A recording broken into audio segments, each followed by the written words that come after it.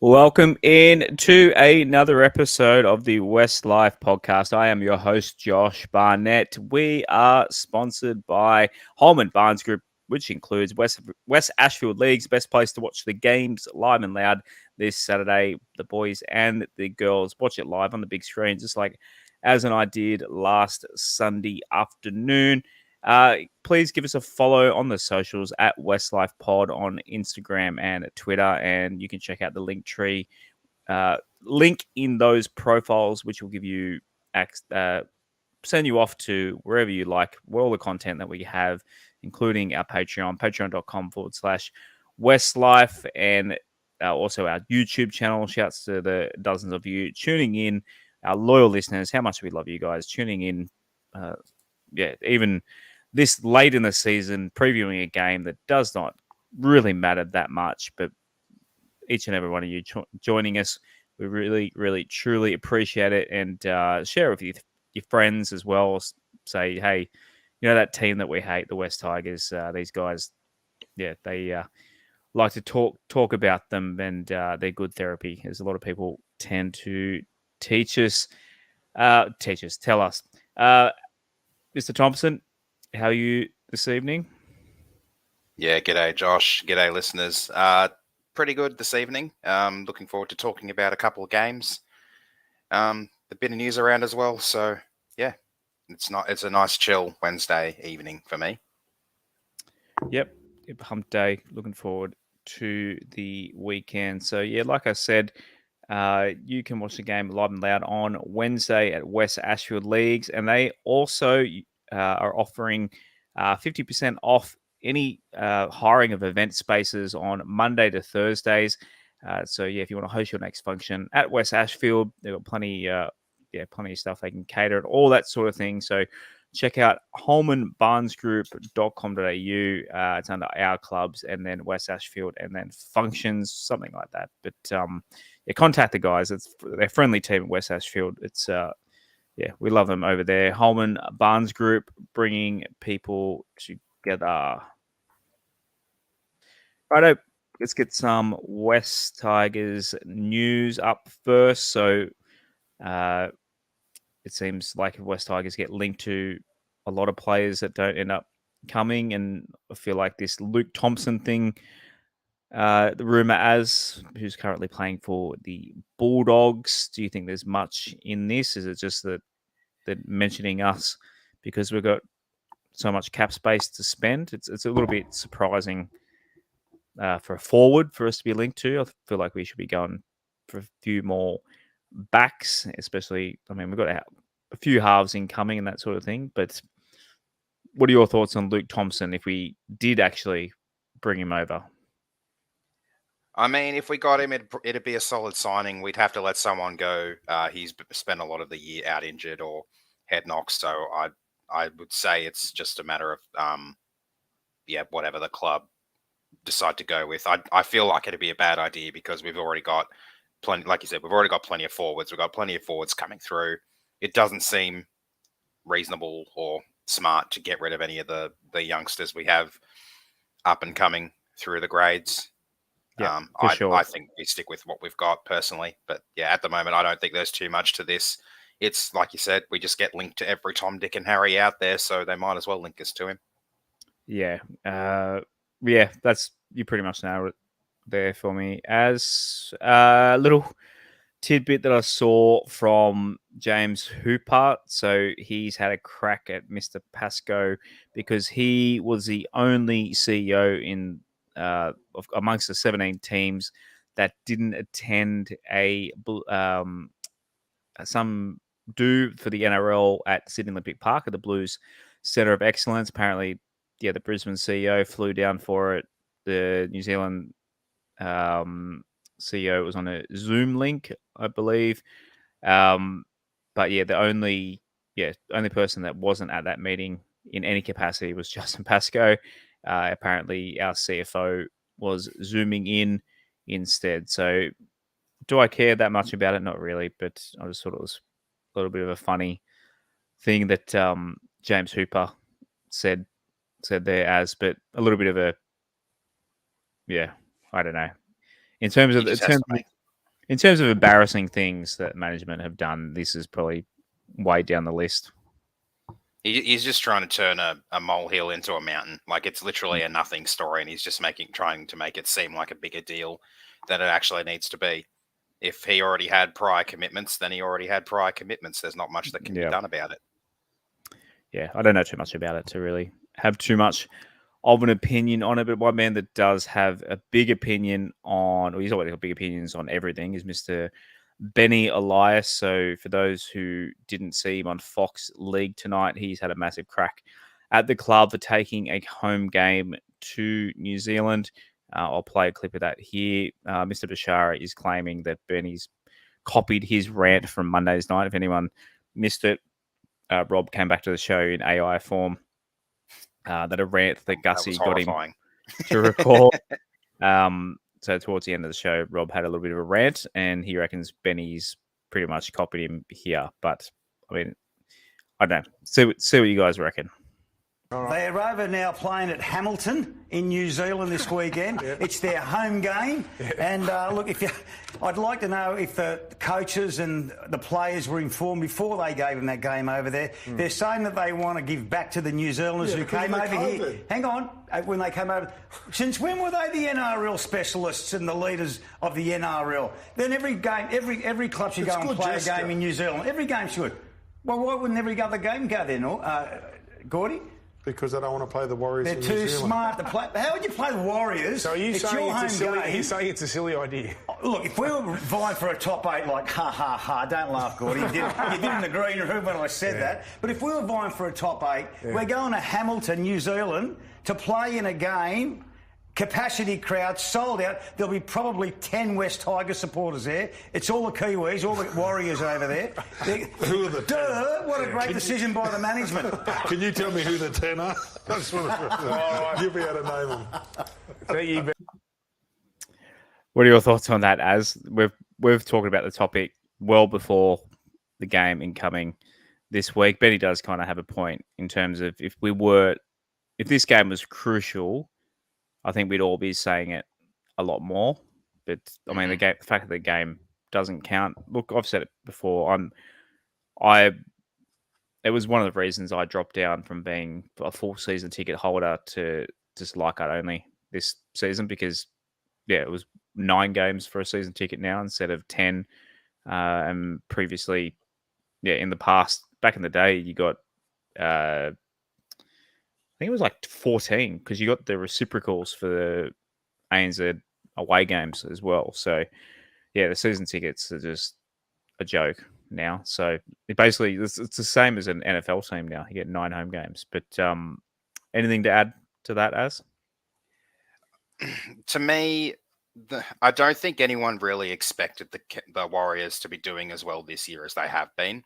They're basically last year's Cowboys are this year's Warriors because no one expected them to come from the clouds and do as well as they have been. So maybe when management made this decision, they thought it could potentially be a bottom 4 clash or we'd be doing well and the Warriors wouldn't be doing so well. And I kind of have to wonder how different the discussion would be around it if that was the case. Like, let's just say hypothetically our fortunes were reversed. We were currently sitting top 4 and the Warriors were sitting bottom 4 or spoon or whatever. Would it have been made as much of a bigger deal as it has been now? So I kind of feel like, it was a dumb decision. It was a stupid decision, giving away a home game. I get the sentiment behind it and the reason why, and it is a very nice gesture to the Warriors, and particularly the fans in New Zealand who didn't get any live footy for basically 2.5 years almost. And I get it is giving back to them, but no other club did it. So it would have been better if more clubs agreed to do it. But because we're the only ones who did it, we're basically being made to be a joke because that's what they do about every decision we make. Well, to be honest, I think this year with the Football World Cup taking our home games, I think they've kind of just thought of it, well, we have the excuses of moving home games already. Let's just get a bit of cash this year. And then hopefully they're promising next year we go back to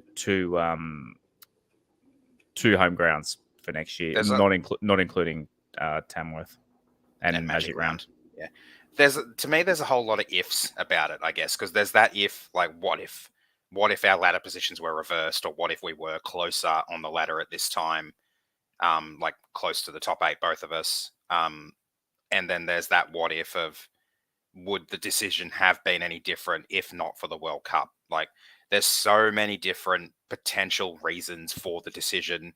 I just don't think they made the right one. They've made a financial decision because surely they're getting some sort of financial compensation. Oh, it's 100% they are. Yeah, of course they are. It's their home game.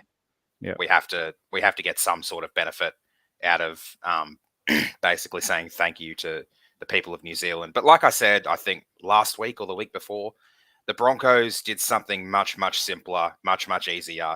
They had an away game against the Warriors, which was already in New Zealand anyway, obviously. And they just had little thank you New Zealand patches at the top of their jerseys on the back. And I think that's a very simple, symbolic way of saying thank you. You don't need to take a home game over there. Yeah, just like the whole games across to Vegas or whatever they're doing. Just seems like a dumb decision to just give away a home game for the sake of it. Yeah, for sure. Speaking of dumb decisions, they're not made by our friends over at Mobile Corp. So they can manage your IT, your business's IT, your networks and mobile devices. If you are a local business owner looking for a partner who can take away the hassle of dealing with IT issues, make sure you have cybersecurity in place, handle all your mobile device needs, then Mobile Corp can help. Mobile Corp is a family-run business and long-time supporter of the Wests Tigers. Reach out to a friend of the show, Stephen, and the team at Mobile Corp, and check out mobilecorp.com.au. That's mobilecorp.com.au. And shouts to our mates, Shane Walker. Righto, previewing our men's game for this weekend. So 5:30 p.m. Sydney time.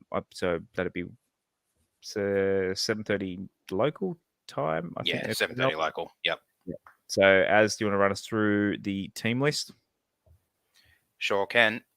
So, fullback is Jareem Buller. Wingers are David Nofaluma and Junior Tupou. Starfatoa and Asu Kepaoa in the centres. Dane Laurie and Luke Brooks in the halves. Stefano Utoikamanu and David Clemmer are the front rowers. Api Coruscant is at hooker.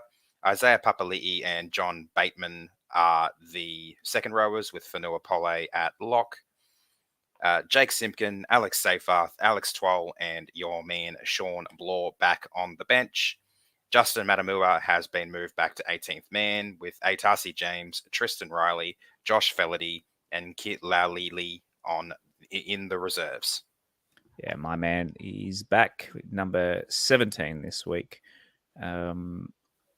which is also my wife's birthday. Isn't that something? A little bit of a ironic 17 for my man there. That has no significance at all. Any thoughts on these changes? As Kepaoa, I think that's the first thing everyone thought about when this team list came out. As soon as you see him, you kind of get a little bit nervous. A lot of people mention Brent Naden. I can only assume he is injured because he's not named in Cup either. The club hasn't really talked about what's going on with NATO. I don't think that I've seen. Do you have anything you've seen around Brent Naden as? No, I haven't seen anything. I keep an eye on like the injury lists and stuff like that on NRL.com, but there's nothing there. Either he's just not playing well, or he's just out of form, or is in some sort of trouble with the club, or potentially there's an injury there that hasn't been said to anyone. So it's just one of those things. I would prefer to have him over AJ if he was fit and available. Yeah. Whether or not he's available is a different question, I suppose. Yeah. Matamua not getting another run this week, getting a cameo last week. I don't know where you'd squeeze him in, because Seyfarth has been okay as well. But man, I really want to see Matamua in first grade as. Yeah, I mean, the only thing you could really do is take Jake off the bench and make Abby play 80 minutes, I think, because Seyfarth, Twal, and Blore probably all should be on the bench. And the only way Justin gets into this 17 currently, I would think either Seyfarth or Blore would have to drop out. I don't think they'd drop Jake, which, Don't we could we could still see him added to the team later in the week. I don't know who it would be at the expense of, but that's the only issue I can see there. It was fairly expected, I guess, that he might drop back out, especially with both Steph and Sean coming back into the team from the HIA protocols. So who knows how it'll pan out. He's 18th man, so I assume he'll be heading over there with the team. Yeah, I mean, the only thing, the argument for Alex Seyfarth is he's off contract next year, and the club, I don't know, they might re-sign him, they might not. But I'd like to see guys that are going to be playing in 2024 out there pretty much only at the moment. So any other changes? So Tupou moving back to the wing. I thought he was doing all right in the centres. What do you reckon, Az? Yeah, this is a tricky one. I thought he was doing well in the centres too. And I think that ultimately will be his best position. But his height on the wing probably is a good thing for us too. Like I said, I just don't get why Asu's been put in the centres. If we were going to put someone else on the wing, I don't really know who it would be. I think Fellety's a centre. Yeah. Riley, I think he might be a centre or maybe a winger. So I'm not 100% sure what they're doing there. I just don't think AJ is the right choice, but happy for him to prove me wrong on the weekend. Yeah, and you mentioned before Steph being back. That's obviously Sean coming off the bench, big plus, but having big Steph up front against these Warriors boys, that's big. We really missed him last week. Yeah, we definitely did. He has made really good meters up the middle for us most of this season. Obviously, he had his Origin debut and was able to show a little bit of what he's got in that arena in very limited minutes. But the experience will do him a lot of good, and I'm sure that when next season rolls around in particular, he'll come out fit and firing, ready to rumble too. Yeah, they have to wonder too. A home game next week against the Dolphins. Maybe we'll see some like a debutant from Felity or something there, rather than possibly like against a hot running Warriors side. I think I heard something about they didn't want to debut Lee so soon after a Jersey Flegg debut. So or a reserve grade debut. So I think he's in the reserve grade again this week, and he could potentially be a debut one of these final few rounds as well. Yeah, it'll be interesting. Once they finally do come back to Sydney. Righto, New Zealand Warriors side I'm glad I'm not trying to pronounce some of these names. Righto. Take it away. Okay, Tane Tuapiki is their fullback. Dallin Watene-Zelezniak and Marcelo Montoya are the wingers. Rocco Berry and Adam Pompey in the centres. Luke Metcalf and Sean Johnson are the halves. Adam Fanua-Blake and Mitchell Barnett are the props, with Wade Egan at hooker. Jackson Ford and Marata Niokore are the second rowers, with Tohu Harris at lock. Dylan Walker, Jazz Tavanga, Bailey Sirenen and Josh Curran are on the bench. Freddie Lussick is 18th man, with Edward Corsi, Bunty Afoa, Viliami Vailea and Ronald Volkman in the reserves. It's funny talking about pronunciations. Mitch Barnett, obviously no relation, obviously, to myself. I wish I was that athletic, but you'd be surprised how many people. No relation to me. Yeah, of course. Yeah, that's Bodine Thompson as well. There's lots of Thompsons. Thompson's definitely probably a more popular rugby league name than the Barnett. Well, we had Richie as well. But people mispronounce Barnett all the time. I get Barnett, which isn't a huge variation. I'll go Barrett and what's the other one? Every now and then, people mispronounce their name. I guess you'd get Thompson you're a Thompson instead of a Thompson. Yeah, I'm always asked if there's a P in the spelling of my surname.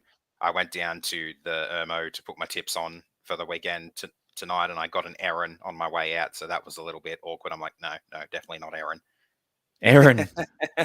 Aaron Thompson. I'm There you not go. that British.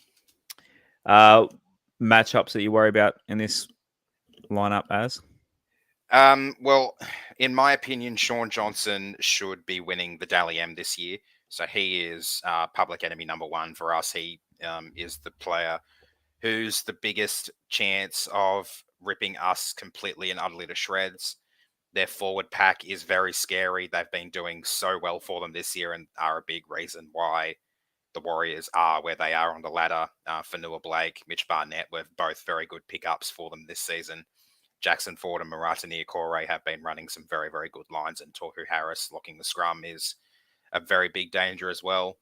Their backs aren't as horrifying. Dallin Watene-Zelezniak is one of the leading try scorers in the comp, and he's an excellent finisher.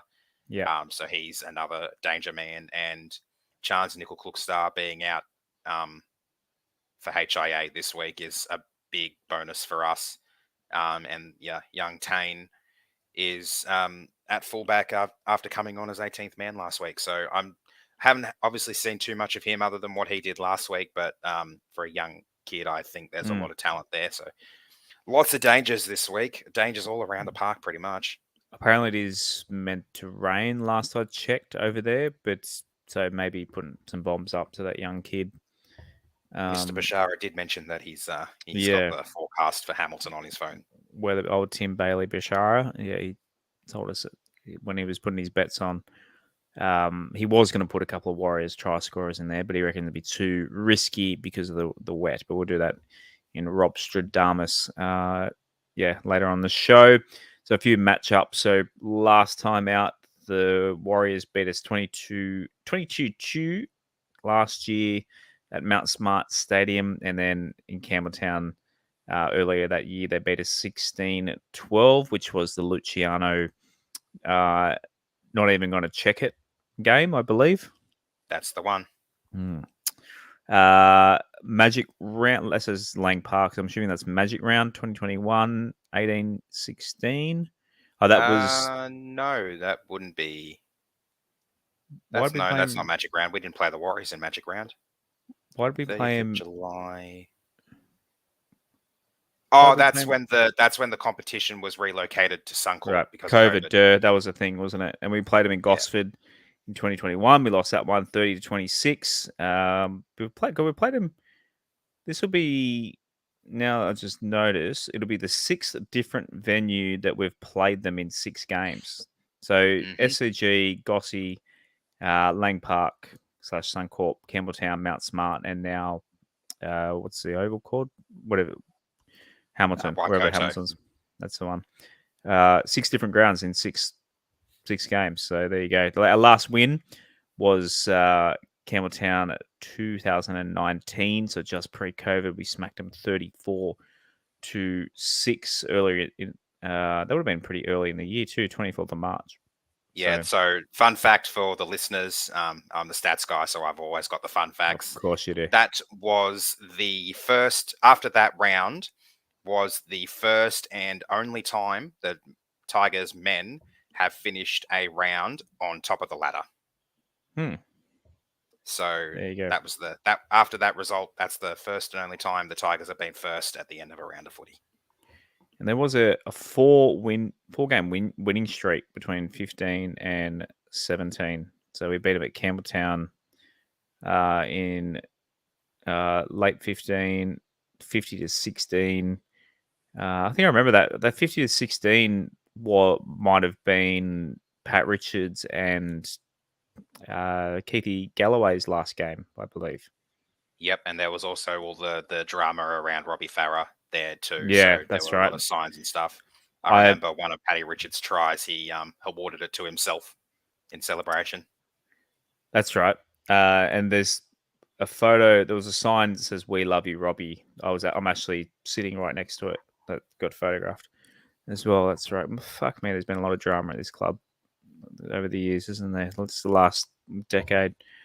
New South Wales Cup. So they're actually playing. They've gone over with first grade as well. So yeah, Mr. Bashara likes when reserve grade players with first grade. So White Coat the are getting a Warriors, double header. yeah, but this counts as a Warriors home game. So a Warriors home game against the Magpies at a Wests Tigers home game. Gotta love it, eh? Gotta love it. 3 p.m. I assume that's 3 p.m. Sydney time, 5 o'clock. Yep. Whenever you're viewing on the app or the website, it always takes into account your own time zone. Yep. I noticed that when I was in Fiji. So in lower grades, Tommy Talau's in the centers, Will Smith and Wakeham in the halves. Anything else? Who'd you mention before, Az, that you wanted to see who was in the cup side? No Naden, obviously. Lily. Yeah, he's down there. Yeah. So, so it'd be interesting. Yeah, see how the cup guys go as well. Jersey Flag, they are playing at Lidcombe Oval, so I assume they're playing by themselves at Lidcombe Oval instead of the Magpies playing over in New Zealand. So, Talon De Silva's in that one, so we're going to watch him and Josh Felity, Iverson Maddai and Zane Camero to Camero, Cameroon, I think. Cameroon. They had two shots at it and still got it wrong. Cameroon. It's one of those two. So if you want to watch the kids in action, 2 p.m. on Saturday at Lidcombe Oval. I think it's going to be nice weather. There's a lot of games going on all at once. Yeah. And then our girls are playing at 12:50. So, yeah, the end of the girls' game will be on as the flag starts. So all over the shop. It's a jam-packed Saturday afternoon of Wests Tigers footy. So we're playing the Cowboys up at, what's the stadium called? Totally Workwear Stadium. Where's that? Brisbane. I don't know exactly where in Brisbane, but it's this is the first game in an NRLW doubleheader. Who's in Cowboys after it, obviously? What was that, sorry? The Cowboys are playing after it? The Broncos are playing after it, yeah. Oh, sorry, NRLW. Yeah, NRLW doubleheader. Right. Yeah. Did I say that or did I miss that? Mix that? Yeah, my ears heard it as if NRL were playing after it, but no. So it is an NRLW doubleheader. A W double header. Okay, that's it. It's a bit of a tongue twister. Right, run us through our team list, Az. So we have had to make a couple changes this week. The first one is Bovetti Welsh is out for the failed HIA. So Pauline Pilaye Rasabale comes in to fullback. Jakaya Whitfield and Josie Linaz are the wingers. Rakia Horn and Leanne Tufanga are the centres. Lazana Lutu comes into number 6 with Emily Curtin in the halfback position. Sarah Togatuki and Christian Pio are the props with Ebony Pryor, who seems to have gotten over the ankle issue she had last week at hooker. Kezi Apps and Eliza Cialata are the second rowers with Nevada George at lock. Sophie Curtin, Imogen Gobrin, Taylor Osborne and Jessica Kennedy are on the bench. Jessica made her debut last weekend, and this is an NRLW debut for Imogen Gobrin as well. Beautiful. So, yeah, obviously, no Bo is going to be... That's a big out. We really missed her at the...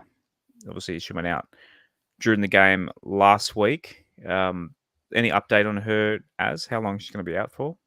I'm pretty sure it should just... Unless there's another injury that we haven't heard of, which I'm still a little bit unsure about because of the hole. It looked like they were holding her arms in like a stable position for a potential like shoulder or collarbone issue, but nothing's been reported about that. So if it's just the case that it's the HIA, it's just the 11-day mandatory stand down. So she should be good to go for our doubleheader game against the Dragons next week. Yep. I think friend of the show, Tess Staines, she should be due back too next week. Yeah, I overheard her having a bit of a conversation after the Belmore game, talking about her finger. She said she had a specialist appointment and was potentially looking at a return next week as well. Sweet. And that's awesome because selfishly, if we can have Tess Staines and Sean Bloor playing back-to-back, two friends of the show, how good would that be? Touch wood. Good day. Touch wood. Would be a good day. Lutu, I'm a big Lutu stan, as the kids call it. I love it when she came on. She obviously came on earlier last week. Seeing her play potentially a full game will be interesting. Yeah, definitely. She seemed to have a bit of an injury issue late game last week as well. So fingers crossed she's gotten over that and is ready to rip in for what's going to be a big game against the Cowboys. I feel like Kezi last week, she needed to get a little bit. Did it seem like she was just a little bit less involved last week? Did I imagine that? I feel like we need her to step up a little bit more. Maybe I was too busy. Too busy ordering pizza, maybe. I wouldn't say less involved. She had a few good moments, particularly putting on our first, or did she score? She scored our first try, I believe. But that was a really, really good movement from her. She chased down the Raider who ran away with the intercept in the second half, which was the reason for her sin binning. Yeah, bullshit call, Sam. For a second rower, she had a decent bit of pace on her to catch up. Yeah. I was rather impressed, and bullshit sin binning aside, I think if we're going to win the game, I think it's going to come down to how Kezi leads the team in Bo's absence, because obviously they're co-captain, so she'll take sole captaincy this week, and whenever she's off the field, there'll be probably a vice captain.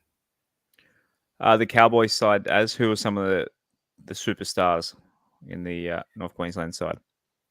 So the players we really need to watch out for, Kira Dibb, their captain in the number 7. I got a close-up of her at the Belmore doubleheader, and she led the team around spectacularly. She was very good in a losing effort against the Broncos last week too. Autumn Rain Stevens-Daly on the wing, and Emma Manselman at hooker.